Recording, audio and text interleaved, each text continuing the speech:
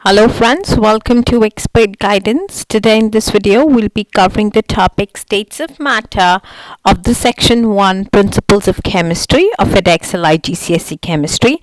This is the first topic of the Principle of Chemistry, and in this video, we'll be looking over the three different states of matter and how do they differ in terms of arrangement, movement and energies. How can we convert one state into another?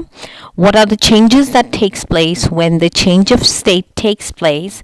And then we'll also be looking at a solubility curve, and we'll also be looking over the definitions of solvent, solute solution and a saturated solution.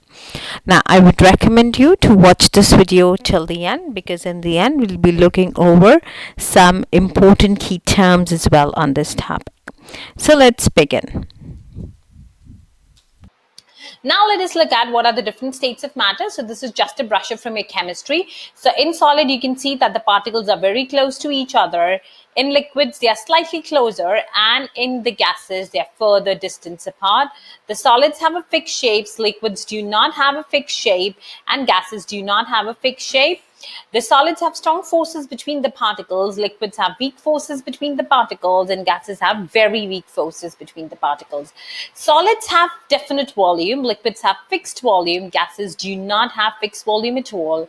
Solids cannot be compressed, liquids can be compressed, and gases are highly compressible. The solids cannot flow, liquids can flow, and the gases can flow. And when you convert solid to liquid, you are melting it, and liquid to gas, you are evaporating it. A gas to a liquid is condensation, and liquid to a solid is freezing. Okay, so I hope these states of matter are clear to you. Now let us look at what are the changes of state. How does a change of state take place? So when you have a solid, the temperature is increased, and as soon as it reaches the melting point of the solid, which is like 0 degrees, it is the temperature at which the solid changes into a liquid. So at that point, you will see your graph getting flattened. Here, the temperature is not increasing, but all the solids are converting into liquid. Now, this is the temperature where the temperature is constant, but heat is still taken up, and this is known as latent heat. Then the liquid temperature slightly increases, and as soon as it reaches the boiling point, the liquid starts to get boiled into a gas, and the temperature remains the same until all the liquid boils up and converts into a gas. So here the temperature is constant until all the liquid is evaporated, and this is the boiling point at which the liquid turns into a gas. And here the heat that is taken up by all the particles without the change in the temperature is the latent heat.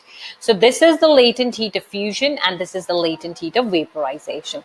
So as always, what's the next step? The next step is check the specification, make sure everything which is mentioned in this topic is clear to you, and do the exam questions on this topic, which you can find on my website.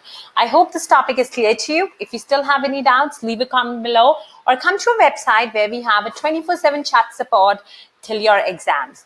If you like this video, then do subscribe to our channel, and do not forget to like, comment and share this video.